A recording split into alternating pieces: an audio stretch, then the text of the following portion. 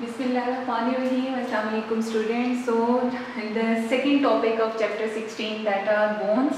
So beta bones are rigid bars. Bars यानी stick like structures होते हैं या rod like structures होते हैं और and these are rigid because they have to resist the compression. आप bones को compress नहीं कर सकते हैं.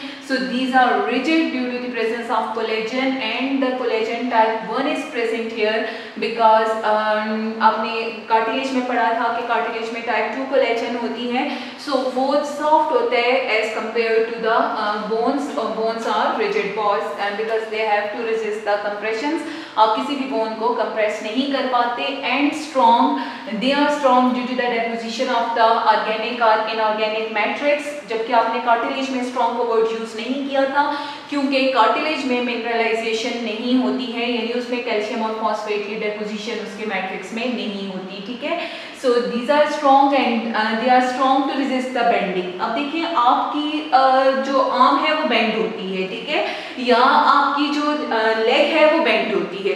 सो आपने ये याद रखना है कि वो बेंडिंग बोन्स की बेंडिंग नहीं है बल्कि वो जॉइंट्स के पॉइंट से बेंड होती है. ठीक है. सो बोन सेंटर से बेंड नहीं होती है. बोन जो बेंड होती है वो आपके जॉइंट्स से बेंड होती है and this resistance of the bending is due to the presence of inorganic matrix as well. Okay. So these are the living connective tissues. Living इसलिए कहते हैं इनको क्योंकि ये खुद रीजेनरेट हो सकते हैं और न्यू फॉर्मेशन करते हैं और यूजुअली जो है वो 4 to 6 वीक्स के अंदर न्यू बोन जो है वो या जहाँ पे फ्रैक्चर्ड बोन होती है वो दोबारा से रीजेनरेट हो जाती है. Which forms the endoskeleton of the vertebrates. जितने भी वर्टिब्रेट्स हैं उन सबके अंदर बोन्स प्रेजेंट होती हैं. सो दे फॉर्म द एंडोस्केलेटन यानी skeleton which is present inside the body. और जो इनसाइड द बॉडी स्केलेटन होता है वो आपने पहले भी पढ़ा है कि बोन्स एंड कार्टिलेज से मिलके बना हुआ होता है. ठीक है बेटा. सो अगर हम इनका नंबर देखें तो at the time of birth there are the 350 bones. और आपने याद रखना है कि these 350 bones have higher concentration of cartilage. ठीक है. have higher percentage of cartilage while adults have 206 bones and have less percentage of cartilage. It means के जो बर्थ का टाइम होता है वहाँ पे कार्टिलेज का नंबर ज़्यादा होता है. बोन्स भी सॉफ्टर होती हैं लेकिन जब बंदे की ग्रोथ होती है तो ग्रोथ के दौरान जो है आफ्टर बर्थ वो बोन्स फ्यूज होके एडल्ट में 206 में कन्वर्ट हो जाती हैं. और आपने मैकेनिज्म पढ़ा था शायद मैंने आपको बताया था कार्टिलेज में किस फॉसिफिकेशन कहते हैं जिसके थ्रू जो बोन्स हैं वो फ्यूज होके वो एडल्ट में कन्वर्ट हो जाती हैं. ठीक. Then बेटा हमारे पास इसकी कंपोजिशन आती है. So bones are composed of two important components. The first is extracellular matrix and the second are bone cells. ठीक है. So it is named as extracellular because the bone cells are present and the matrix is present outside the cells. So the extracellular matrix and the bone cells they both together make the bones. ठीक है. In extracellular matrix we have both organic and inorganic components. याद रखिएगा आपकी book में दो जगह पे different values दी हुई हैं. ऑर्गेनिक एक जगह पे 30% और एक पे 35% बताया हुआ है और इनऑर्गेनिक को 65 एंड 70 दोनों परसेंटेज में बताया हुआ है. सो एमसीक्यूज में जिस भी लिहाज से आपको ऑप्शन मिला हुआ है आप उस लिहाज से चूज कर लें बट बेटर ऑप्शन यही है कि ये 30 to 70% होते हैं. ठीक है. सो बेटा ऑर्गेनिक जो है वो 30%. उसमें आपके पास आता है collagen type 1 and these makes the 90% of this 30%. ठीक है. यानी अगर टोटल 30% है तो उस 30% का भी ज्यादा हिस्सा जो होता है वो कोलेजन का होता है और कोलेजन की वजह से इसको दो स्ट्रक्चर्स मिलते हैं या दो नेचर्स मिलती हैं बोन को. एक के वो रिजिड हो जाती है और दूसरे ये कि वो स्ट्रॉन्ग हो जाती है. ठीक है. रिजिड एंड स्ट्रॉन्ग आप ये कह सकते हैं कि it is due to the 90% collagen of 30% organic matrix. ठीक है. While mucopolysaccharide और the glycoproteins are present. अब glycoproteins का भी present होना जरूरी है क्योंकि ग्लाइकोप्रोटीन्स जो होते हैं वो बहुत सारे रिसेप्टर्स और ट्रांसपोर्ट्स में हेल्प करते हैं. ठीक है. सो बेटा ये आपके पास आ गया 10% ऑफ दिस 30% यानी कम अमाउंट में है but still they are present in the organic matrix. ठीक है. देन हमारे पास सेकंड है inorganic and inorganic is actually the mineralized matrix and इस मिनरलाइज्ड मैट्रिक्स का रीजन है कि ये बोन को स्ट्रॉन्ग बना देता है, ठीक है, यानी उसको बेंड नहीं होने देता या उसको ये स्ट्रॉन्ग रखता है, उसको पोरस नहीं होने देता। हाँ, अगर इसमें से इनऑर्गेनिक मैट्रिक्स जो है वो कम होना शुरू हो जाए तो ऑस्टियोपेनिया या ऑस्टियोपोरोसिस की जो डिजीज है वो कंटिन्यू हो सकती है, ठीक। सो इनऑर्गेनिक मैट्रिक्स में बेटा हमारे पास एक कंपोनेंट है जिसको हाइड्रोक्सी एपेटाइट कहते हैं। इसका फार्मूला है कैल्शियम फॉस्फेट एंड हाइड्रोक्सिल।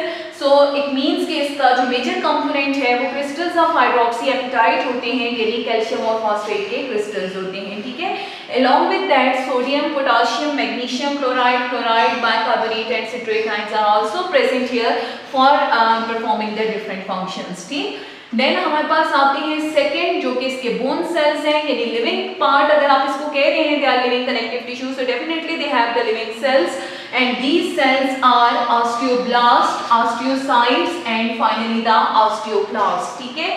सो बेटा ऑस्टियो का जो टर्म है this is use for the bones. अच्छा, सो बोन्स के जो सेल्स हैं यानी बोन्स के इमेच्योर या bones forming cells, these are called the osteoblast, osteocytes the mature bone forming cells and osteoclast यानी उसको रिजॉल्व करने वाला, उसको तोड़ने वाला, so these are the osteoclast, ठीक है। अब सबसे पहले हम देखते हैं कि ये सेल्स बनते कैसे हैं, यानी ये कहाँ से डेवलप होते हैं। So osteoblast develop from the osteogenic cells. Osteogenic cells का मतलब होते हैं वो स्टेम सेल्स जिन्होंने बोन सेल्स की फॉर्मेशन करनी है, यानी बोन बनाने वाले जो स्टार्टिंग सेल्स होते हैं जिनको स्टेम सेल्स कहा जाता है, दीज आर ऑस्टियोजेनिक सेल्स और उनसे आपके पास सिंथेसिस या फॉर्मेशन होती है ऑस्टियोब्लास्ट की, ठीक है। देन ऑस्टियोब्लास्ट जब मैच्योर हो जाते हैं तो ये कन्वर्ट हो जाते हैं ऑस्टियोसाइट्स में। So osteocytes are develop from the osteoblast and finally the osteoclast. So osteoclasts are formed from the macrophages or the monocytes. आपने फर्स्ट ईयर में पढ़ा था मैक्रोफेजेस के टॉपिक में कि मोनोसाइट्स जो हैं वो जब ब्लड में रिलीज हो जाते हैं बोन से और फिर वो डिफरेंट पार्ट्स की तरफ ट्रेवल करते हैं और हर पार्ट के अंदर उनको एक स्पेसिफिक नाम दिया जाता है।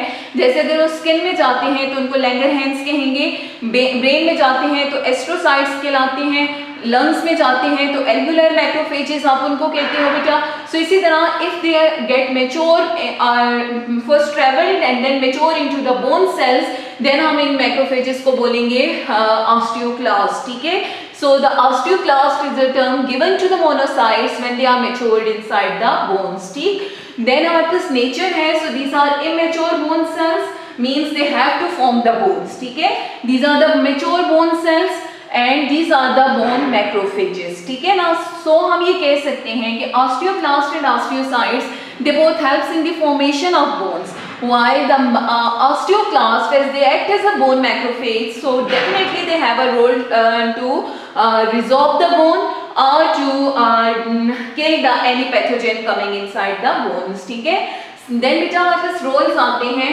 So osteoblast is for the bone formation, then it produces the matrix, यानी जो मैट्रिक्स बनता है वो हमारे पास इनके थ्रू बनता है, and mineralization of the bones या mineralization of the matrix, ठीक है।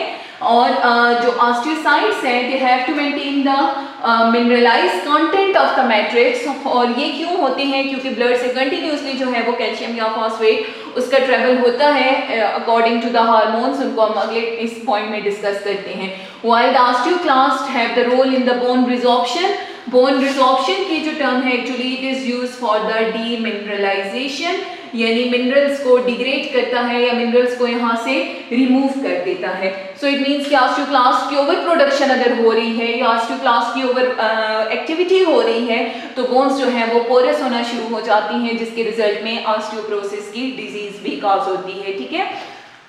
एंड देन हमारे पास आते हैं रिसेप्टर्स। सो कौन से रिसेप्टर्स इनके ऊपर यूजुअली प्रेजेंट होते हैं, लेकिन these are cells they have to perform the different functions. So almost all the receptors can be present over here, but the most important receptors are the for the hormones and these for parathormone, vitamin D, growth factors and calcitonin, ठीक है। हम जब पीछे discuss कर रहे थे उसका renal stones का टॉपिक, तो उसमें मैंने आपको पैराथार्मोन एंड कैल्सिटोनिन का रोल बताया था, ठीक है। पैराथार्मोन का रोल क्या था कि इसको हाइपर कैल्सीमिक एजेंट कहते हैं, यानी ये बोन से कैल्शियम को ब्लड में लेके जाता है, ठीक है। So this is hyper calcemic agent, ठीक। जबकि कैल्सिटोनिन जो होता है वो ब्लड से कैल्शियम को बोन में लेके आता है। यानी कि ये जो होता है इसको आप कहते हो कि ये हाइपोकैल्सीमिक एजेंट है, ठीक है। So parathormone is hypercalcemic because it has to remove the calcium from the bones into the blood, and calcitonin is a hypocalcemic because it has to decrease the level of the calcium from the blood and stores it into the bone, ठीक है।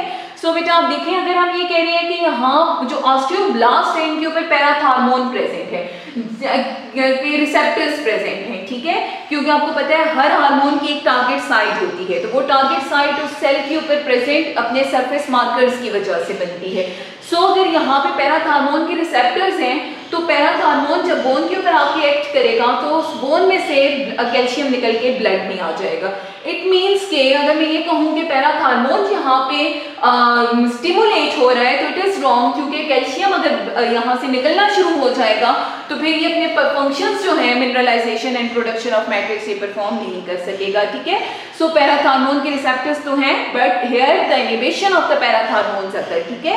Why beta vitamin D which is needed to store the calcium, growth factors definitely it is for the bone formation, so growth factor is needed here for the growth hormone, calcitonin। अब calcitonin यहाँ पे चाहिए क्योंकि वो जब यहाँ पे आके अटैच होगा यानी स्टिमुलेट होगा तो ब्लड से कैल्शियम को बोन्स के अंदर स्टोर करवाएगा, ठीक है, यानी इसकी मिनरलाइजेशन करवाएगा। जबकि यहाँ पे अगेन उसी तरह पैराथार्मोन एंड कैल्सिटोनिन के रिसेप्टर्स है। क्यों हमने कहा कि ये मेंटेन करते हैं कंसंट्रेशन ऑफ मैट्रिक्स को, तो कैसे होम्योस्टेसिस होगी, किस चीज़ की ज़रूरत ज़्यादा है किसकी कम है, तो उसके अकॉर्डिंग जो है वो पैराथार्मोन या कैल्सिटोनिन का हार्मोन एक्ट करेगा, ठीक है। जबकि अगर आप इसको देखें तो इसमें जो रिसेप्टर्स हैं they work against the osteoblast, वहाँ पे पैराथार्मोन इनहिबिट होते हैं, तो यहाँ पे जो पैराथार्मोन है वो स्टिमुलेट होंगे, ठीक है। वहाँ पे पैराथार्मोन्स जो है वो कैल्सिटोनिन स्टिमुलेट होता है, तो यहाँ पे कैल्सिटोनिन जो है वो इनहिबिट होगा, ठीक है, क्योंकि इस इधर अगर कैल्सिटोनिन जो है वो है तो फिर वो डीमिनरलाइजेशन नहीं करेगा, वो मिनरलाइजेशन का मैकेनिज्म करेगा, ठीक है ना। So receptors are present here, then we have shape, so these are रफली स्लाइटली फ्लैटेंड और the cuboidal in shape, these are star shape and these are large and irregular shape cells, ठीक है। फिर इनकी ये डायग्राम है और nucleus अगर आप देखें तो each cell have a single nucleus is present here, so both the osteoblast and osteocytes are mononucleated while the polynucleated means this is of different origin, यानी बोन मैक्रोफेज से मिलके बन रहा है या ये मोनोसाइट से डेवलप होता है, so it has many nucleus because its activity is different from the rest two types of the cells, ठीक है।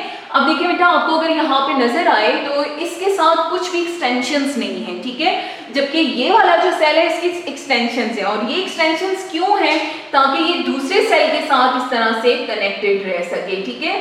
सो दूसरे सेल के साथ कनेक्ट होने के लिए इसके दरमियान में ये एक्सटेंशंस होती हैं, and these extensions are called canaliculi, जो कि कोलेजन के फाइबर्स होते हैं जो दो सेल्स को कनेक्ट करते हैं, जिसकी वजह से हम कहते हैं कि ये मिनरल्स की कंसंट्रेशन को मैट्रिक्स में मेंटेन रखता है, ठीक है। देन हमारे पास आता है classification of the bones. So bone can be classified on the basis of the shape and they can be classified on the basis of the structure, ठीक है। So बेटा अगर शेप के बेस पे हम करें तो we have these different 5 types of the shapes of bones. Bones can be the longer bones as humerus and the femur और जो आपके ulnar radius और फीमर और उसकी बोन्स होती हैं, ठीक है। शॉर्ट बोन्स हो सकती हैं ईयर ऑसिकल्स, या ये जो आपकी रिस्ट में बोन्स होती हैं या एंकल की बोन्स हैं, these are the short bones.